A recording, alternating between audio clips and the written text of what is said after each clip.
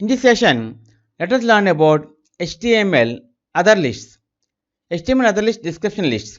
HTML also support description lists. A description list is a list of terms with a description of each term. The DL tag defines a description list, the DT tag defines a term name, and the DD tag describes each term. See the example code and result.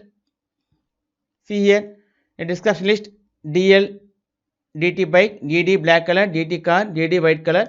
See here by writing and executing this code, a description list formed. Bike black color, car white color. Use the chapter summary.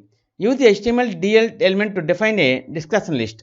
Use the HTML DT element to define the discussion term. Use the HTML DT element to describe the term in a discussion list. See the HTML list and tags. Already we have seen in previous video. UL defines an unordered list. OL defines an ordered list.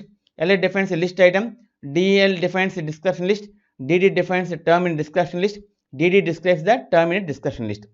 Okay friends, this is the end of the HTML part 35 other lists.